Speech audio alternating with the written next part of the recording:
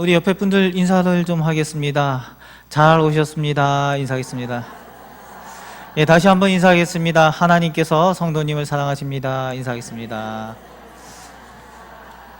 예, 창조주 하나님께서 이 시간에 예배 자리에 오신 여러분들을 사랑하고 은혜 주실 줄 믿습니다.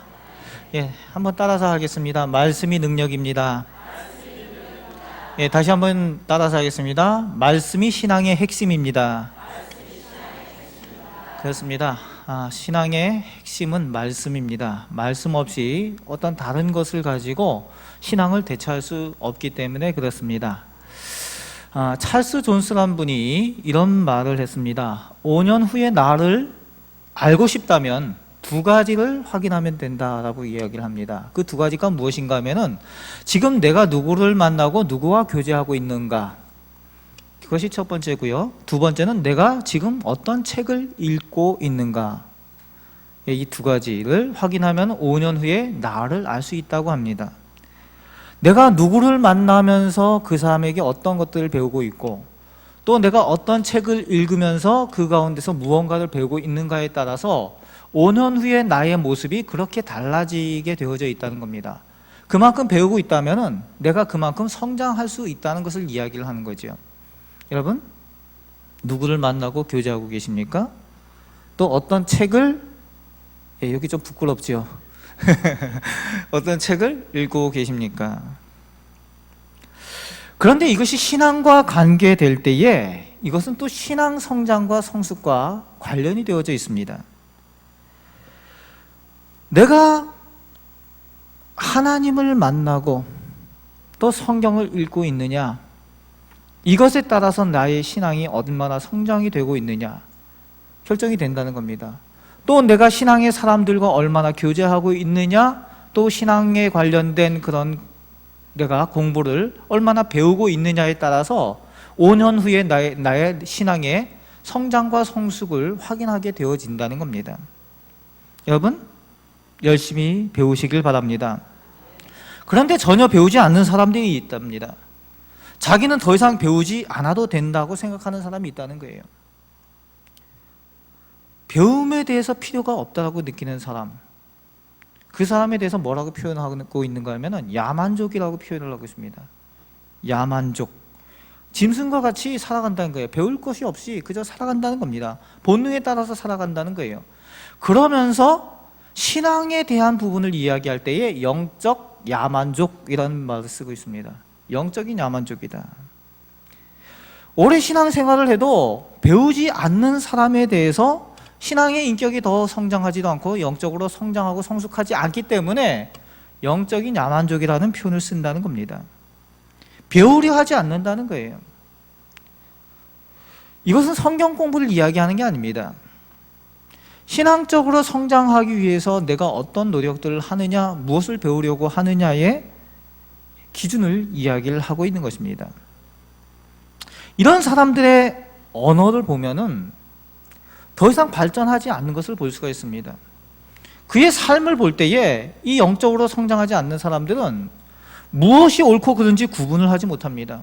진화 창조를 얘기해도 그것이 진화에 관한 것인지 창조에 관한 것인지, 전생을 이야기하고 재수, 운 이런 걸 이야기를 해도 그것이 신앙적인지 그렇지 않은지도 구분을 못한다는 겁니다.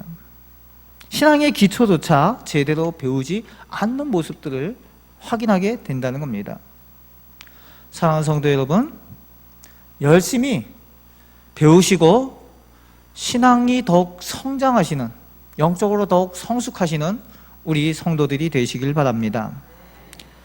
창세기 1장 1절에서 5절까지 첫째 날에 대한 말씀을 하나님께서 주실 때에, 첫째 날은 이 세상이 어떻게 존재하게 되었는가, 세상의 근원, 우주의 발생한 근원에 대해서 처음 1절부터 5절까지 말씀하여 주셨습니다. 우주가 어떻게 창조되었는가. 그리고 오늘 본문, 이제 둘째 날부터는 이제 우주에서 이제 실제로 우리 사람이 살아가는 지구, 우리가 살고 있는 지구가 어떻게 창조되었는가, 즉 지구의 시작에 대해서 기록해 주는 내용을 오늘 본문을 통해서 볼 수가 있습니다. 6절부터 8절에 두 번째 날 무엇을 창조하셨는가에 대한 내용을 다루고 있는데, 하늘을 하나님께서 창조하셨다라고 말씀하고 있습니다. 온통 물로 휩싸여서 위아래도 제대로 구분할 수 없이 물과 땅이 범벅이 되어 있는 그 가운데에 하나님께서 대기를 창조하셔서 하늘 위의 물과 하늘 아래의 물로 창조하셨다라고 이 둘째 날에 대해서 6절부터 8절에 기록하고 있습니다. 여기서 물이라는 단어는 우리 이제 한글에서는 그냥 물이라는 단어를 쓰고 있는데, 히브리 원어에서는 야밈이라는 단어를 써서 복수 형태로 쓰고 있습니다. 그래서 물들이라는 표현을 쓰고 있습니다. 물들. 단순한 물이 아니고 물들, 많은 물이라는 겁니다. 적은 물이 아니라 많은 물이 이 궁창이라는 그 하늘, 대기 위로 많은 물들이 있고, 또 하늘 밑에 우리가 알고 있는 이 바다, 이 많은 물들이 또 있다는 겁니다. 이렇게 하늘을 창조하신 것에 대해서 둘째 날 이렇게 창조하셨다, 하늘 창조에 대한 말씀을 하고 있습니다. 요즘 엘니뇨 현상 때문에 이 세계적으로 기상이변들이 많이 있죠. 비도 많이 오고 눈도 많이 오고, 뭐 최근에 우리가 가까운 곳에서 뉴스를 들어서 아시겠지만은 아직도 2만 명이 지금 제주도에서 못 나오고 있지 않습니까? 2만 명 가까이가? 지금까지 왔던 눈에 비해서 너무나도 눈이 많이 왔다는 거죠. 그게 그 눈이 어디서부터 왔는지, 하늘에 그 많은 눈이 얼마나 많이 숨어 있었는지, 그 눈이 다 내린 게 제주도에 발들이 묶여가지고 많은 사람들이 못 움직였다는 거 아닙니까? 여러분, 하늘 위의 물, 우리는 하늘 위에 있는 물이라고 상상이 되지 않는데, 이 성경 창세기에서 그 말씀을 하고 있는 겁니다. 대기 중에 물방울이 생기면은 무거워져서 그냥 중력 때문에 이렇게 떨어질 거라고 우리는 생각을 하죠. 그런데 그냥 떨어지지 않는다는 거죠. 대기 중에 물방울이 생겨서 물이 생기면은 그것이 하늘에 모인다는 거예요. 이 대기 중에 모여서 강을 이루게 된다는 거죠. 그래서 우리가 눈으로 보게 되는 그 검은 구름, 그런 비구름 같은 것, 그 위에 물들이 고여 있다가 대기에 따라서 흐르다가 그것이 내리면서 폭우가 되고 폭설이 되고, 그런 이제 자연 현상들이 일어난다는 겁니다. 이 물들이 있는 이것이 하나님께서 오늘 이 둘째 날 창조하신 이 사람들이 사는 위로 있는 궁창 위에 있는 그 하늘에 있는 물이라는 겁니다. 이 둘째 날 창조한 것은 하늘, 즉 대기를 창조하신 것입니다. 대기. 그래서 이 대기, 하늘 창조하시고 하늘 위의 물과 하늘 아래 물을 나누어 놓으신 것을 생명이 살 수 있는 지구의 가장 기초를 닦으신 것으로 우리는 둘째 날의 모습을 볼 수가 있습니다. 우주에 수많은 별들이 있습니다. 여러분, 많은 별들이 우주에 있는 거 알고 계시죠? 그런데 이렇게 지구처럼 생물이 살 수 있는 환경을 갖춘 별은 없다는 거예요. 여러분, 뭐 우주인 얘기도 있고 뭐 이렇게 많은 이렇게 소설들도 나와 있지만, 우리가 태양계, 우리가 살고 있는 이 태양계에만 해도 지구 외에는 생명이 살 수 있는 그런 환경이 갖춰져 있는 별이 없습니다. 전 우주적으로도 마찬가지입니다. 그저 우연의 일치로 만들어진 것이 아니라 이 지구가 창조되어진 것은 하나님의 계획에 따라 만들어졌다는 거예요. 여러분, 이것을 믿으시기 바랍니다. 그저 우연의 일치로 지구와 같은 별이 만들어진 것이 아니라 하나님께서 창조하시기로 계획하신 그 계획에 따라 창조되어졌다는 거예요. 이것이 바로 신앙입니다. 이것이 바로 창조신앙의 시작입니다. 따라서 해볼까요? 하나님의 계획에 따라 창조되었습니다. 그렇습니다. 하나님의 계획에 따라 지구가 창조되어지고, 지구 안에 있는 모든 피조물들이 창조되어지고, 우리 인간이 창조되어졌다는 거예요. 그리고 오늘도 하나님의 계획에 따라 하나님께서 우리의 인생을 창조하시고 우리의 삶을 이끌어 가시는 줄 믿으시길 바랍니다. 제가 학교 다닐 때에 1년 후배 중에 기독교 교육과를 다니던 후배가 있습니다. 그러니까 남자 후배인데요, 이 후배가 다재다능합니다. 아주 재능이 많아요. 어떻게 그렇게 잘하는지 몰라요. 뭐든지. 그리고 공부도 잘합니다. 아주 똑똑합니다. 영어를 공부를 하는데 이 외국에 나가지 않았는데도 이 영어가 아주 쉽게 되는 사람이에요. 그러니까 뭐 외국인들 만나고 하는 일들이 아주 그냥 쉽습니다. 한 번도 외국에 나가지 않는데 외국인들 만나서 그냥 이렇게 말을 할 정도로 그만큼 뛰어난 사람입니다. 그리고 운동도 잘합니다. 저도 이제 운동을 좀 잘하는 편이라고 생각을 하는데 제가 그 친구한테 탁구를 한 번도 이겨본 적이 없습니다. 저하고 탁구 쳐보신 분이 혹시 계신지 모르지만 저희 교회에서 저를 탁구 이길 수 있는 사람이 거의 많지 않을 겁니다. 근데 늘 이기는 거예요. 그런데 이 친구가 신대원 3학년이 되었을 때에 오른쪽에 어깨에 통증이 있어서 이제 병원을 갔더니 이 종양이 생겼다는 거예요. 그런데 이제 그 상태가 어느 정도인가 하면은 이 어깨 쪽까지 절단을 하지 않으면은 생명이 위험할 수도 있다라는 진단을 하게 됩니다.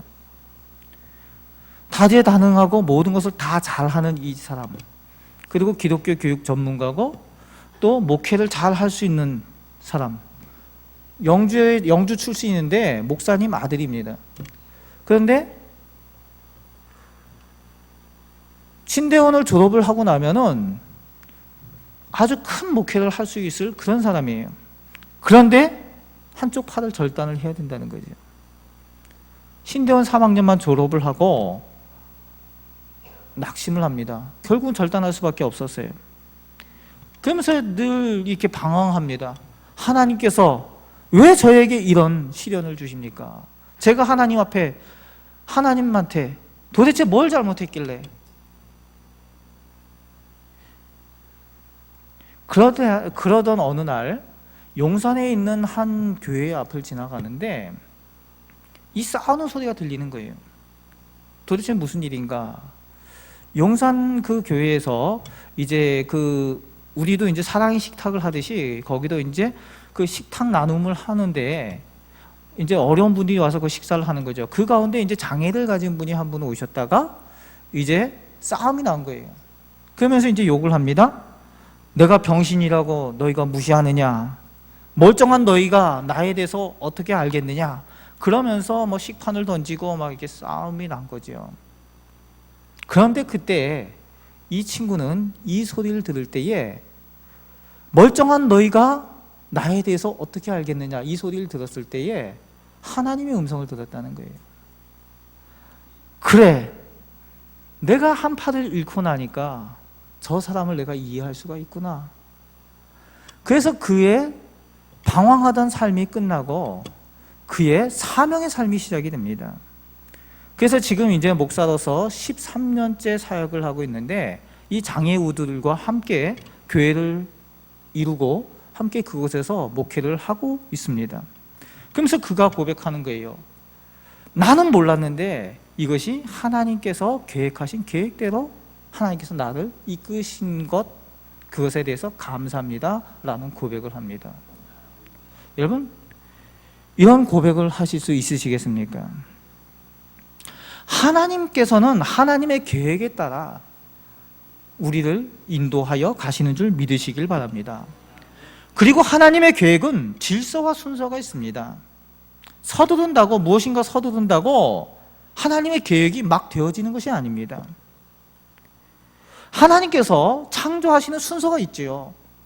하늘을 만들고 물을 나누시고 땅과 바다를 나누시고 이런 순서를 하나님 자신께서도 지키시면서 이 창조를 이루어 가십니다.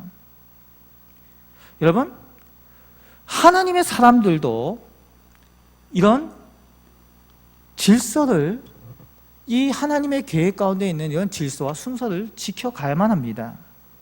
여러분, 융통성과 개방성의 문제와 질서의 문제는 다른 문제입니다.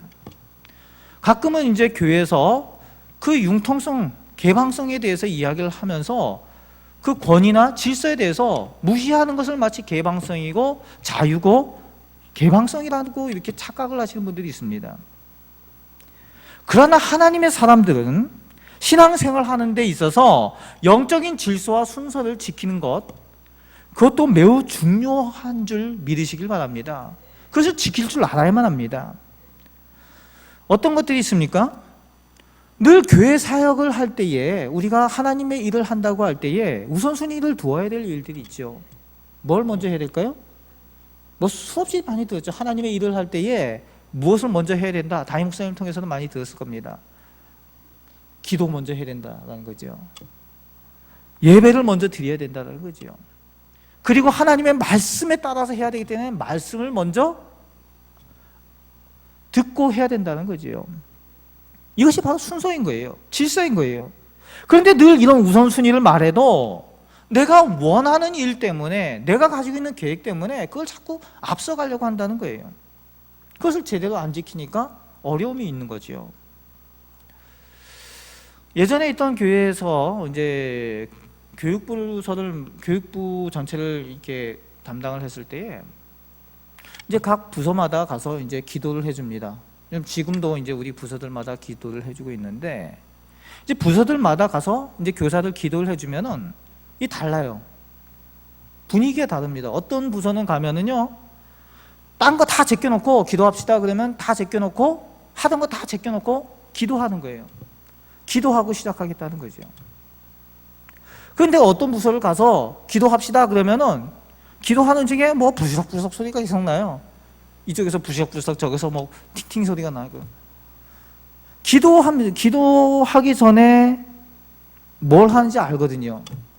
기도하고 나서 보면은 주보 접는 거 계속 접고 있고, 뭐 도장 찍는 거 계속 도장 찍고 있고. 제가 기도하고 있는데 너는 기도해라, 난 찍는다 이거죠. 이런 분위기. 여러분, 이런 모습들, 어떤 부서들은 기도할 때 기도하고, 어떤 부서들은 기도할 때 내가 급한 거 먼저 하는 거예요. 이 부서가 다릅니다. 그 부서에 속해 있는 아이들도 달라요. 적은 것이 아니라는 거죠. 그것이 이제 그 부서의 수준을 결정한다는 겁니다. 오늘 우리도 마찬가지입니다. 하나님의 일을 한다고 하면서, 전도를 한다고 하면서, 봉사를 한다고 하면서 우리가 무엇의 우선순위를 가지고 있느냐, 그것이 오늘 나의 영적인 수준이라는 겁니다. 얼마나 하나님의 일을, 하나님 일보다 하나님을 더욱 내가 우선순위로 여기느냐, 하나님을 내가 얼마나 귀하게 여기느냐, 그것이 나의 영적인 수준이라는 거예요. 하나님을 사랑하는 만큼 하나님께서 나에게 은혜 베푸실 줄 믿습니다. 일보다 하나님을 우선할 수 있는 우리 성도들이 되시길 바랍니다. 그것이 바로 순서인 거예요. 질서인 거예요. 그리고 이제 9절부터 13절까지 이제 셋째 날에 대한 이야기가 나옵니다. 바다와 땅의 창조를, 하나님께서 창조하신 것을, 바다와 땅을 창조하시는 것을 이 셋째 날에 기록을 하고 있어요. 그리고 이 셋째 날에 이 땅에 드디어 생명이 시작되는 것이 이 셋째 날 나오고 있습니다. 지금까지는 생명에 대한 얘기가 없어요. 그냥 지구, 뭐 물, 땅 이랬는데, 이제 셋째 날에 이제 생명이 시작이 됩니다. 11절 12절에 풀과 채소와 나무를 그 종류대로 하나님께서 창조하셨다라고 말씀하고 있죠. 땅에게 풀과 나무, 채소를 그 종류대로 내라고 명령하시고 그대로 되었다라고 오늘 말씀은 기록하고 있습니다. 여러분, 하나님 없이 우주 기원을 설명하려는 사람들이 있습니다. 하나님 없이 생명의 기원을 설명하려는 사람들이 있고요, 진화론을 말하는 사람들이 있습니다. 이런 사람들은 이 모든 것을 설명을 하는데 매우 어려움을 겪습니다. 왜 어려운가 하면은 모든 것을 우연의 한 일치로서 그 일들이 발생했다라고 밖에 설명이 안 되기 때문에 그래요. 몇 억만 분의 1의 확률로 설명하려고 합니다. 지구가 창조되어 온 것이 우주에서 큰 폭발이 있으면서 그 가운데 지구와 같은 별이 생긴다. 태양계와 같은 그런 질서가 잡히고 우연히 이런 확률에 대한 이야기를 합니다. 그런 설명들을 하고 있어요. 그런데 어떤 어려움이 있느냐? 생명체가 없는, 생물이 없는 그곳에서 생명이 나타나는 것, 그것을 어떻게 설명할 수 있냐는 거죠. 여러분, 무생물이요, 생물이 될 수가 없는 거예요. 돌이나 물이나 수천 년, 수만 년이 지나도 돌은 돌이고 물은 물입니다. 거기서 생명이 저절로 만들어질 수가 없다는 거예요. 어떤 확률, 번개를 치고 무슨 일을 벌인다 해도 그 가운데 생명이 저절로 나올 수는 없다는 겁니다. 여러분, 생명에 대한 것은 다른 얘기죠. 우리가 시장에서 아무리 고기를 사다가 비슷하게 돼지를 만들든지 소를 만들든지 사람을 만들어 놓고 아무리 기다려 보세요. 그것이 살아날 수가 없다는 겁니다. 생명을 갖고 살아서 움직이는 것을 설명할 수가 없는 거예요. 그래서 창조와 진화의 얘기는 수준이 다른 얘기입니다. 아니, 차원이 다른 얘기입니다. 근데 많은 분들이 이 진화와 창조에 대한 이야기를 할 때에 믿음을 갖고 있다고 하면서도 이것의 차이를 구분을 못하는 분들이 많이 있습니다. 우주 기원에 대해서 이야기할 때에 어느 날 갑자기 우주가 생성이 되고 그 가운데에 또 생성된 그 지구에 또 어느 날 공기가 생기고 어느 날 생물이 생겨났다. 아무리 시간이 지나도 그것이 이해가 됩니까? 생명체가, 살아서 움직이는 생명체가 생겨난다. 이게 진화론이나 우주 기원에 대해서 설명하는 사람들, 하나님을 배제해놓고 설명하려고 하니까 설명이 안 되는 거라는 거죠. 다 우연에 대한 얘기예요. 우연히 생겨났다는 겁니다. 설명이 되지 않습니다. 그런데 오늘 우리가 믿고 있는, 우리가 알고 있는 이 성경은 여기에 대해서 명확한 근원에 대해서 설명을 하고 있는 거예요. 여러분, 우주 기원에 대해서, 생명 기원에 대해서, 진화론에 대해서 이야기하는 그 이론들이나 이 설들이 매우 과학적인 것처럼 이야기를 하지만 그 근원 자체가 우연에 대한 얘기라니까요. 그것보다도 과학적이지 않은 내용이 있을 수 없다는 겁니다. 그런데 성경은 이것이 살아계신 하나님께서, 생명의 근원인 하나님께서 계셔서 하나님께서 창조하셨다라고 명확하게 정의를 내리고 계시는 것부터 시작을 하고 있다는 겁니다. 여러분들은 무엇을 믿고 있습니까? 창조입니까? 진화입니까? 여러분, 닭이 먼저냐 알이 먼저냐 얘기를 많이 들었죠. 뭐가 먼저입니까? 닭이 먼저예요? 알이 먼저예요? 우리 기독교인들, 하나님을 믿는, 하나님의 창조를 믿는 사람들은 당연히 닭이지 라고 얘기를 합니다. 왜냐하면 하나님께서 닭을 만드시고 그 닭이 이 번식하는 그 방식으로서 알이 되어지는 거잖아요. 그런데 이제 진화론자들은 이것도 헷갈리는 거예요. 알이 먼저냐 닭이 먼저냐. 왜? 하나님을 우선 제외시켜놓고 이야기를 하려고 하니까 어렵다는 거죠. 식물과 동물의 다양한 것에 대해서도 이 진화론자는 여러 가지 주장을 하고 있습니다. 여러분, 용불용설이라는 것이 이제 진화론에서 많이 이야기를 하고 있는데, 용불용설, 여러분 고등학교 과학 시간 혹시 기억이 나세요? 용불용설. 내가 쓰는 것이 발달이 되고 쓰지 않는 것은 퇴화되어서, 그죠? 점점 퇴화된다는 거죠. 그래서 이제 과학 시간에 그 보여줬던 기린 그림 막 나오고 그런 그림들 나오고 그랬는데, 그것이 이제 유전이 되고 이게 진화되었다는 얘기를 하는 거잖아요. 그것이 진화론에 대한 얘기 아닙니까? 여러분 실제로 그게 맞는 얘기 같아요, 그죠? 과학적으로. 근데 그게 안 맞는 얘기거든요. 왜냐하면요, 내가 쓰면 쓸수록 발달된 것이 그게 자식한테 유전이 되는 게 아니거든요. 여러분 예를 들면은 내가 몸이 허약해서, 제가 저를 예를 드니까 좀 이상한데, 몸이 허약해서 운동을 해서 근육맨이 됐다. 헬스장에 다녀서 근육맨이 됐다. 그래서 힘도 세졌다. 그럼 자식 낳으면 그렇게 됩니까? 그게 아닌 거거든요. 근데 진화론이 얘기하는 것은 그런 방식으로 설명을 하고 있다는 겁니다. 여러분 후천적으로 발달된 것은 유전될 수가 없습니다.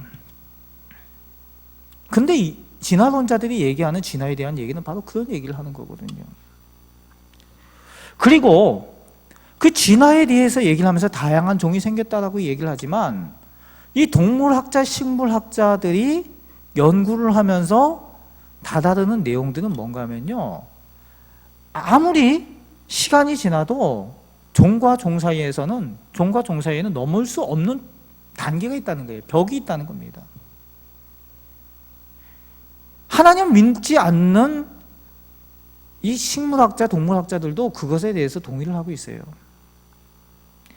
그런데 하나님을 믿지 않는 사람들은 하나님의 창조 자체를 부정을 하고 시작을 하려고 하다 보니까 자기들도 해결할 수 없는 그 모순에 빠진다는 겁니다. 여러분들이 잘 아는 이제 다윈의 진화론이 있잖아요.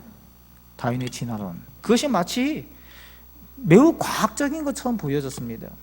근데 그 다윈의 진화론이 이 과학적인 것처럼 그때 여겨졌던 그 시대적인 상황이 이제 종교가, 옛날 기독교가 그 잘못된 그 타락 때문에 이 종교에 대한 이 반감을 가지고 있는 그때에 이 다윈의 진화론이 매우 설득력을 있고 또 지지를 받는 거지요.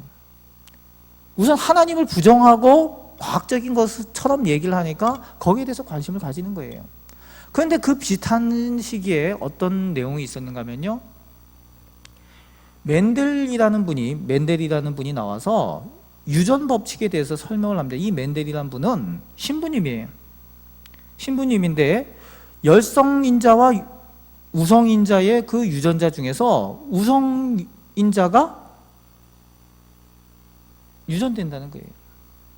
그래서 지금의 이런 종들이 발달된 그런 모습들이 나오게 된 것이 그 우성인자를 계속 자손들에게 유전했기 때문에 그런 것들이 나오게 되어졌다는 그런 설명을 이 멘델 신부가 설명하는 그런 유전 법칙입니다. 그런데 그 비슷한 시기에 나왔는데 이 사람들이 기독교에 대한 반감을 가지고 있으니까 그 멘델의 유전 법칙이 오히려 이 모든 것을 설명하는데 오히려 적합한 이론임에도 불구하고 이 멘델의 유전 법칙보다 이 다윈의 진화론을 더 쫓아가는 거예요. 하나님을 부정하기를 원하는 사람들이 가지고 있는 특징입니다. 그런데 명확합니다. 11절 말씀에 하나님께서 땅을 보고 각기 식물을 종류대로 내라고 말씀하셨고 그 말씀에 따라 생명이 생겨났고 12절 그리고 21절은 오늘 안 읽었지만 21절 말씀에 보면은 그 종류도 다양하게 그대로 생겨났다라고 성경은 기록하고 있습니다. 이것이 이 종의 기원이에요. 다윈의 종의 기원을 얘기하는 것이 아니라 이것이 이 종류가 다양하게 생겨나게 된 그 생명의 기원이라는 겁니다. 여러분 비슷하게 생겼다고 해서 같다고 얘기하면 안 되는 거죠. 사람이 생긴 것이 고릴라 스타일이라고 해서 그 고릴라하고 같다라고 하면 얼마나 기분 나쁘겠습니까? 근데 그렇게 이야기를 하고 있지 않습니까? 이것이 진화론의 수준이라는 거예요. 그리고 창조론의 수준 차이가 나는 거죠. 창조는 무엇을 얘기를 합니까? 그 생명의 기원이 누구에게 있다? 하나님께 있다는 거예요.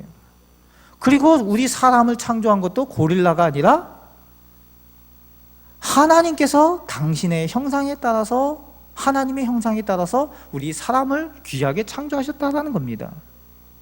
이게 수준이 차이가 나는 거죠.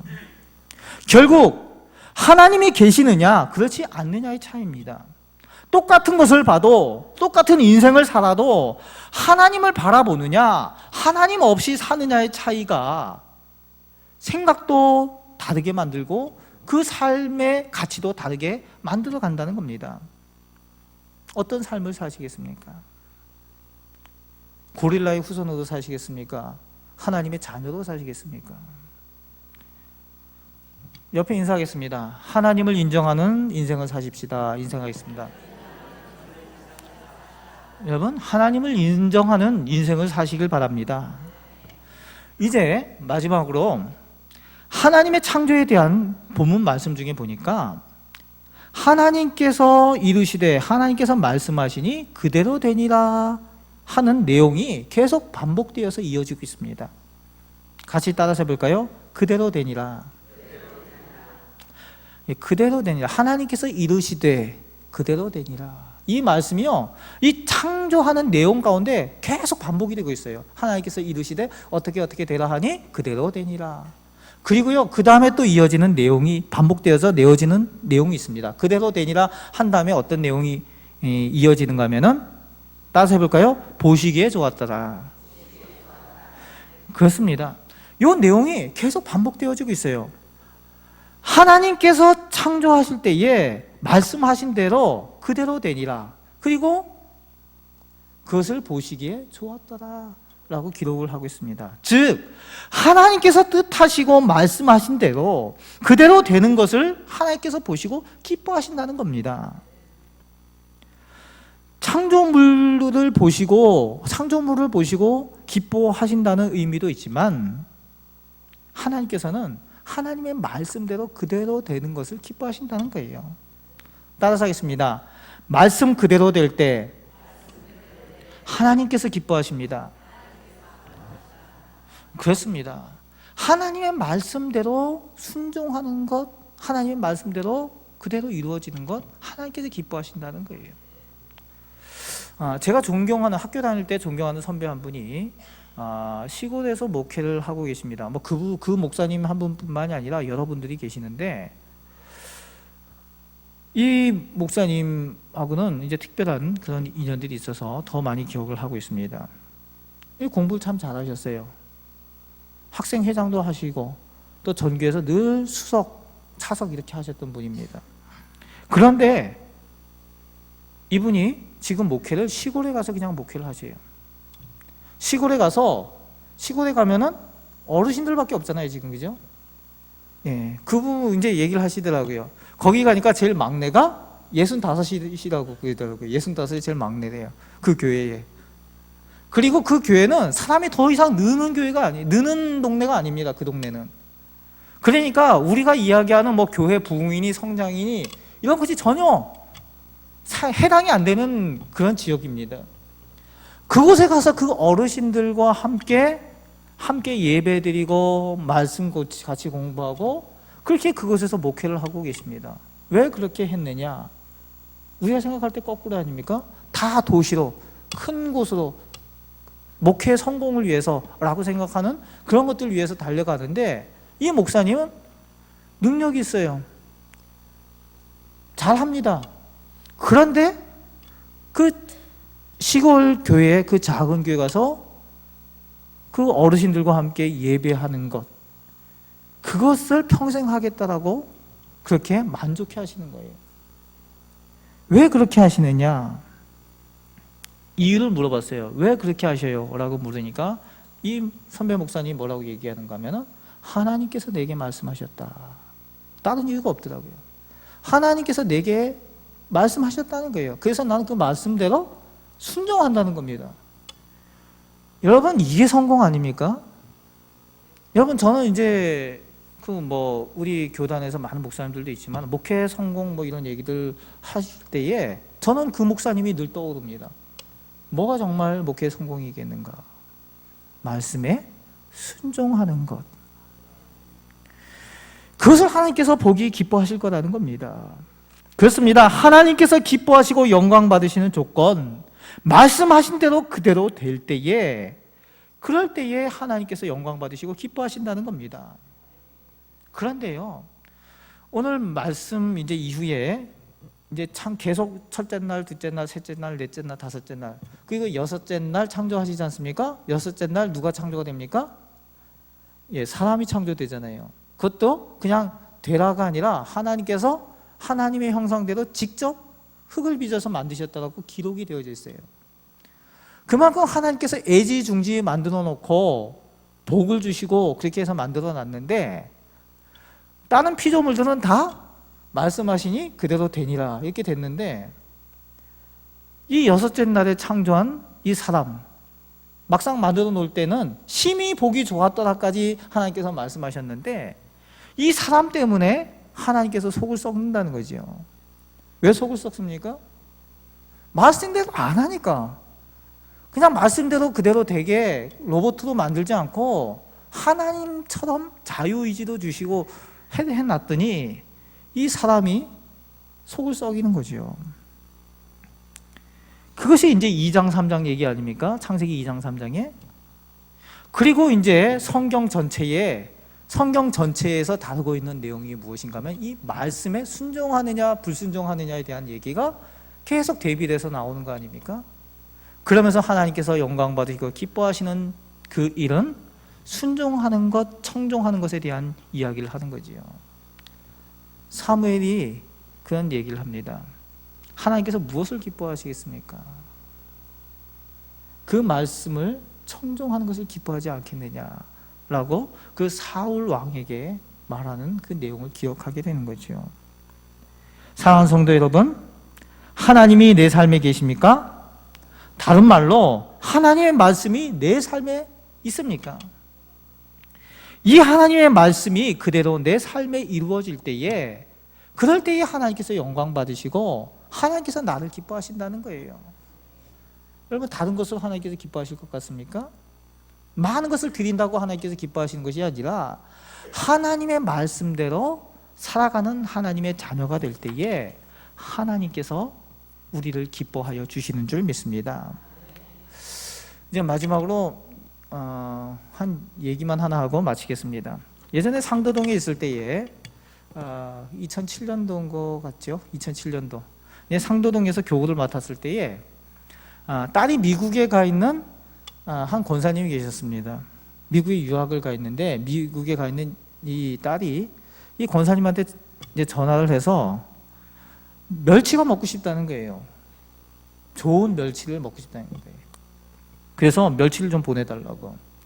그러니까 이 권사님이 시장에 가서 좋은 멸치를 사다가 이제 다듬어서 보내려고 머리 떼고 똥 떼고 그래서 잘 싸서 이게 포장해가지고 미국에 보냈습니다. 그리고 나서 며칠 있다가 전화가 왔어요. 뭐라고 전화 왔느냐? 엄마, 왜 멸치 머리하고 똥만 보냈어? 그러니까 이제 가만히 생각해 보니까 멸치 따고 똥을 따가지고서 이제 그거를 싸고 그 몸통은 쓰레기통에 족족 버린 거예요. 그래서 정말 보내야 될 건 안 보내고 대가리하고 똥만 보낸 겁니다. 그런 에피소드가 있더라고요. 왜 이 얘기를 하느냐? 우리가 신앙에 대해서 생각을 할 때에 우리가 신앙의 핵심을 잃어버린다는 거예요. 신앙의 핵심이 몸통은 온데간데 없고 멸치 대가리하고 똥 같은 그런 것에 우리가 너무 관심을 가지고 있다는 거예요. 그러다 보니까 내 삶이 말씀이 주가 되고 말씀이 이루어지는 것이 아니라 그 눈에 보이는 외적인 것, 그것을 가지고 내가 예배한다고, 내가 신앙생활을 한다고 그것을 위해서 뛰어다니는 우리들의 모습이 있다는 겁니다. 사랑하는 여러분, 이웃사랑, 하나님의 사랑, 그 모든 것이 하나님의 말씀 가운데 포함이 되어져 있습니다. 하나님의 말씀대로 따라 순종하고 살아갈 때에 그 가운데서 하나님께서 영광 받으시고 하나님께서 기뻐하시는 줄 믿으시길 바랍니다. 하나님의 말씀에 열심을 내시고 하나님의 말씀대로 살기 위해서 최선을 다하실 때에 하나님께서 내 곁에 계셔서 도와주시고 은혜 주시고 나를 기뻐하여 주시는 것, 그것을 체험하고 그 가운데 더 큰 은혜를 누리게 될 줄로 믿습니다. 이런 성도들 되시길 바랍니다. 아멘. 기도하